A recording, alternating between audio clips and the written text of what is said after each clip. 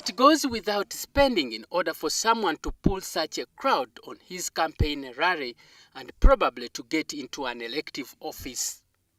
But according to civil society organizations, this is not only wrong but also evil, since such huge investments call for recovery once one gets into office. Give us courage. Give courage to our young men and women in this land to stand for what is right, to say no more. This prayer from these four clergymen is another counter-force to fight this political moral decadence in this campaign launched by civil society organizations this Monday.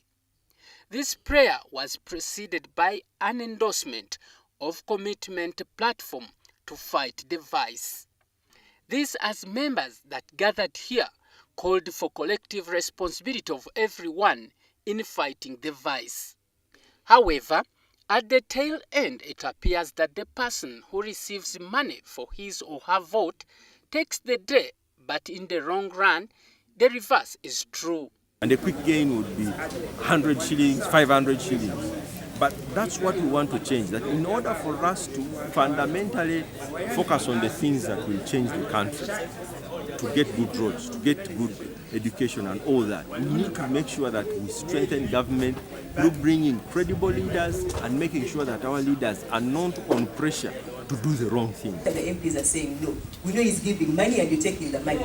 And of course, according to the survey that was released by ACFIM, it is very clear that when you look at the amount of money that members of parliament are spending in vote buying, it actually explains the reason why most of them don't want to go back to their constituencies. It explains why most of them don't want to go back and consult. To a certain extent, yes, there's a whole issue of taking our people for granted, which I think has to stop. It has to start with you as members of parliament.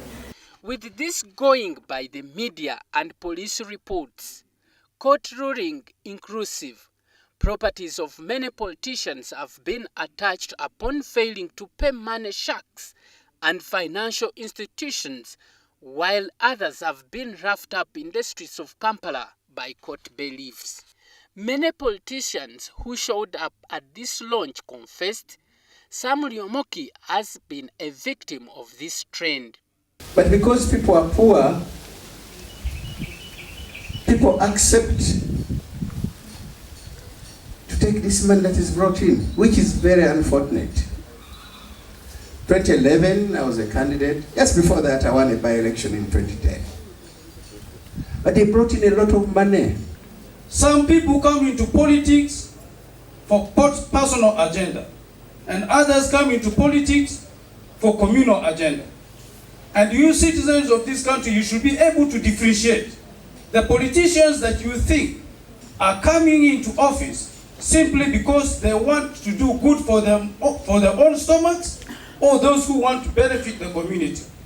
With such accusations labeled against the poor citizenry, chances of such an advocacy achieving its intended goal by civil society organizations remain a mystery since it involves critical mass mobilization.